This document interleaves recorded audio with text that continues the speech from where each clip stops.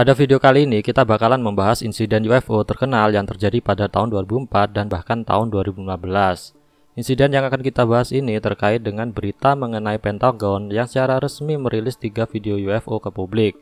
Namun jika kalian mengikuti berita UFO secara detail, bahwa 3 video UFO ini bukanlah hal baru, karena sempat dirilis oleh tim investigator mandiri yakni To The Star Academy, yang diisi oleh mantan gitaris Blink 182, Tom DeLonge, Luis Elizondo, mantan agen khusus kontraintelijen Angkatan Darat Amerika Serikat, dan beberapa pejabat tingkat tinggi di pemerintahan Amerika Serikat.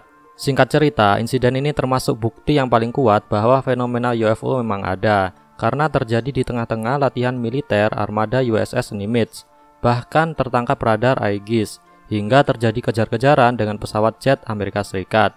Perlu diketahui bahwa pembahasan kali ini akan menayangkan kesimpulan kesaksian Komandan David Fravor sebagai pilot jet F-18 Super Hornet. Jika ingin mendengarkan secara lengkap, silakan kunjungi link podcast Joe Rogan pada bagian deskripsi.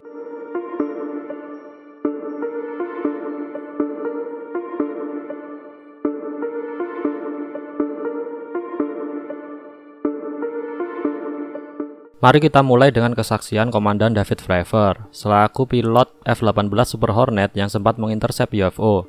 Kapan dan di mana kejadian ini terjadi, hingga bagaimana bisa sampai terlacak radar, siapa yang mampu melacak objek ini, dan seberapa lama objek ini bisa terlacak radar. So, what year was your incident? And you have a very, very famous incident that's corroborated by actual evidence, which is one of the rare ones.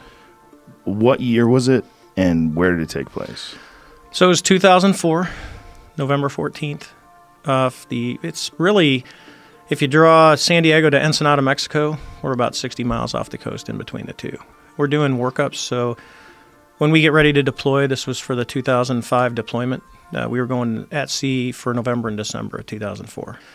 So the Marines take off first, and they start heading to the south. Now, we have no idea that for 2 weeks, the 2 weeks we've been at sea, they've been tracking these things coming out of the sky. And when I talked to the Princeton controller, he's like up to about a dozen of them. They would come down from above 80,000 feet. They'd drop down to about 20,000 feet. They'd hang out, and then they'd go straight back up after about 3 or 4 hours. Perlu kalian ketahui bahwa insiden UFO ini terjadi ketika armada perang USS Nimitz sedang berlatih tempur.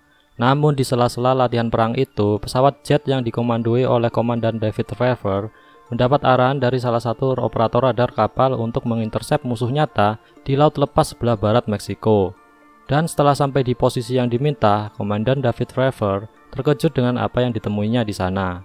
And what we see is this white tic-tac looking object just above the surface of the water, pointing north-south, and it's going north-south, east-west. It's just radically moving forward, back, left, right at will. And it's moving around the disturbance, the white water that we see. How big is this thing? So, over time, it's about 40 feet long. And the way I estimate that is, I got a lot of time fighting other airplanes, so it's about the size of a Hornet fuselage. So that's why you say 40 feet. And this thing's just going left. So the first thing you see when you look down, you go, and this is with our eyes, it's not sensors. Right, so we're looking down at this thing, and first thing you think is helicopter, right? Helicopters typically stay below 200 feet when we're out there, and they're just driving around. We're pretty far away from the ship for a helicopter for one of ours. So what is it? So the first thing you look for is rotor wash. You know, if you've watched any TV show that starts kicking the water up, and you can see that it's really easy to see from the air. So we're like, no rotor wash. Matter of fact, don't see any rotors. Don't see any tail rotor. Don't see any, the main rotors are like, that's kind of weird. So as we're driving around, we're looking at this thing. It's because I'm trying to fly to where it's going to be because I want to join on it. I want to see how close I can get to it. Right. And as I'm pulling up, it's kind of starting to cross my nose, and it starts to accelerate. And within about less than a second, as I start to pull nose onto it and it crosses right in front of me, it just goes poof and it's gone. So I call the other airplane and I said, hey, do you guys see that thing? And they're like, sir, it's gone. I said, hey, let's turn around and let's go back to see what was in the water. Was there something there? So we turn around, we're right there. We haven't gone anywhere. It's gone. Water's perfectly, there's no white water, nothing. It's just blue. We're like, okay. So we turn back around, now we're heading back out towards the east. So this thing has went from wherever we were at to, about 60 miles in, maybe 30, 40 seconds. It's already over there. And they didn't track it, it just appeared. Hey, cuma ingin memberitahu kalian, jika konten ini menarik, informatif, dan kalian merasa terhibur, silakan dukung saya dengan cara mentraktir saya di platform traktir. Kalian bisa mentraktir saya rujak cingur sebanyak yang kalian mau. Tenang, nama kalian bakalan muncul kok di platform traktir. Traktir saya dengan mengunjungi link di bagian deskripsi. Terima kasih banyak telah mendukung saya. Setelah pertemuan yang cukup fenomenal ini, Komandan David Fravor memutuskan untuk kembali ke kapal induk karena bahan bakar yang menipis. Namun jet tempur lainnya dikerahkan untuk mencari objek misterius ini sesaat itu juga. Dan didapatkanlah video fenomenal encounter dengan UFO yang dikenal dengan nama Nimitz Flare pada tahun 2004. Adapun pertemuan lainnya juga pernah terjadi pada tahun 2015 hingga terekam dan dikenal dengan nama gimbal dan go fast video. Sekarang mari kita simak penjelasan Komandan David Fravor terkait video yang temannya dapatkan dari pengejaran menggunakan jet F-18 Super Hornet. Now, explain what are we seeing and why are we seeing it in this particular okay, shade? So we'll just kind of go around. So if you look at the OPRs operate on the top left corner. NAR is narrow field of view, which is zoomed in. IR at the top middle, it means it's in infrared mode. So instead of seeing color, you're seeing temperature variations. Okay. And these things are extremely sensitive to in like tenths of degrees. They will tell you the difference to color. So it'll go from black to white. So in this case, white is hot. So if you look down in the bottom left corner, it says WHT. That's white. It means white is hot. So the object that you're looking at is hotter than the sky around it. But what you also notice is there's no plumes. Now, if you're looking at an airplane, when you get closer, you'll actually see the exhaust coming out, and there will be a really glowing plume. That's important as we look at the video. And then most of the stuff on here you really don't need to know. What you can look at is the bottom right corner, it says 19,990 and a B. That's the altitude. And if you look up in the little words where it says HDG and then BALT, it's autopilot. So it's on altitude hold. It's just flying for that. So you can go ahead and play the video. And so those two bars next to the white object, that's a passive track. So what he's done is he's commanded the FLIR to track that. So what the system does is it uses, it's actually tracking, it can track pixels, and it's just basically blocked those hot pixels, those white pixels from the black ones.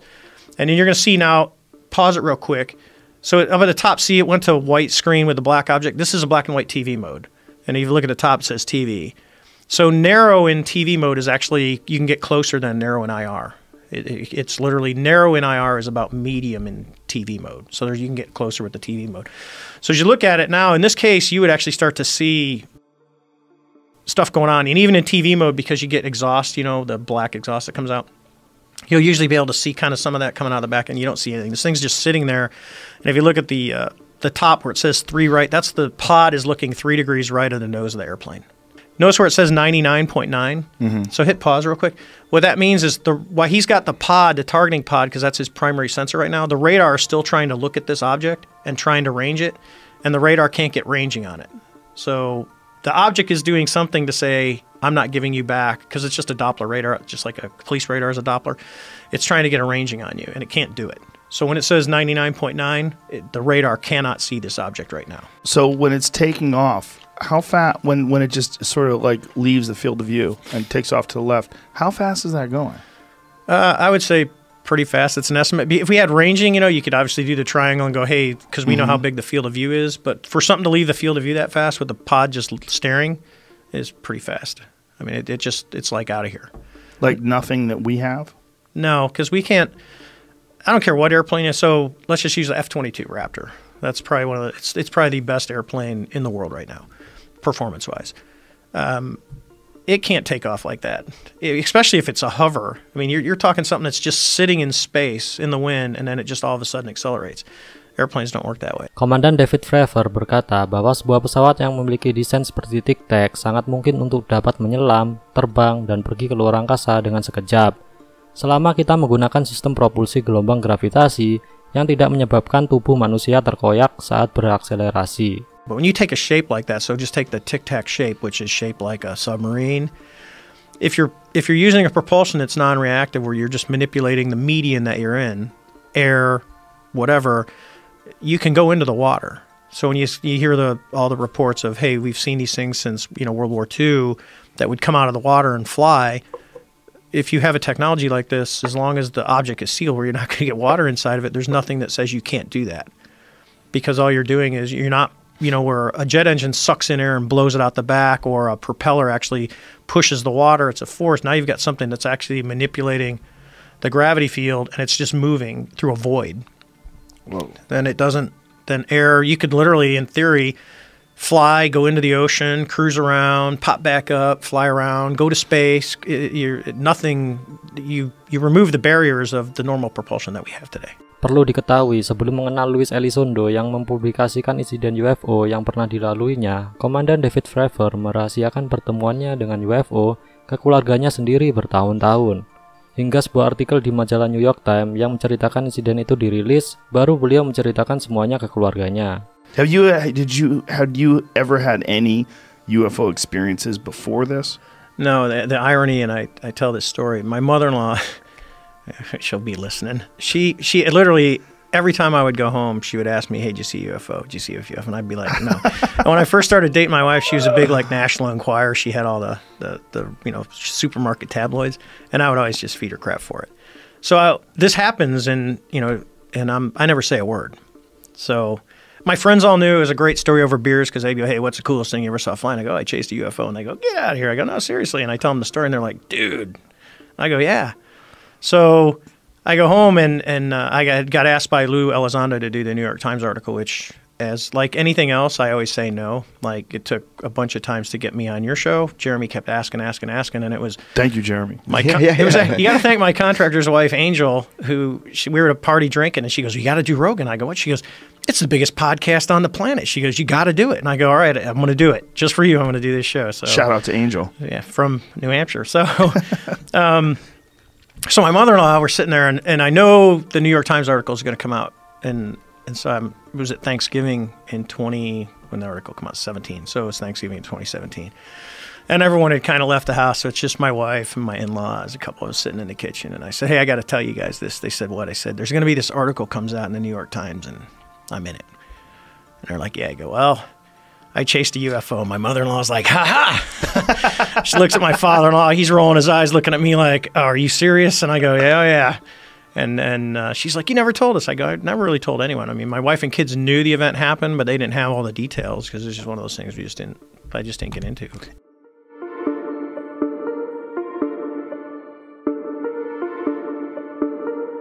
Yeah, well, I think because people confuse all the time, like we took the video. No, it was another crew that took the video. We watched it for 5 minutes with our eyeballs, and there was 4 of us, and we all have the same story. We all saw the same stuff. We all came back and looked at each other and scratched our head and said, "WTF, I mean, serious? What was that?" And then what do? You move on. We never saw it again. I imagine they probably saw him on radar after that, but I think for me, I never believed that we were alone. It's just me. I just look up and go, there's way too many stars up there for us to be alone on life. After it, it makes it a little more clear to go, one, my questions are, where'd it come from? That's the biggest one. Where'd it come from? What was it doing? And then I've asked, why me? I mean, why did I happen to be, because you can say wrong place, wrong time. Right. Or right place, right time. Or right place, right time. For me, it was, I think there's more out there. And if I could get word out to anyone, it's like, especially the debunkers of, one, quit trying to debunk it because it is what it is. There wasn't a system glitch. This was a real incident that happened.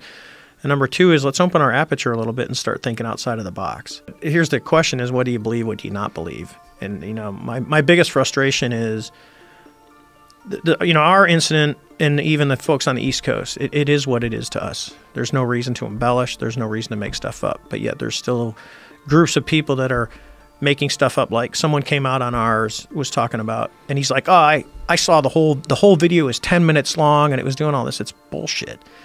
What you see is that's literally the entire video. It's 1.5 minutes long. I think it's about 1.5 minutes long. Itu tadi adalah beberapa garis besar yang bisa aku sampaikan. Jika kalian penasaran dengan cerita yang lebih detail, silakan langsung aja cek link video podcast Joe Rogan dengan Komandan David Fravor di deskripsi di bawah. Tidak lupa mengingatkan untuk meninggalkan suka dan berlangganan channel ini. Bye-bye! Hey, terima kasih telah menonton video ini sampai akhir. Kalian masih bisa menonton video ke yang lainnya di sini.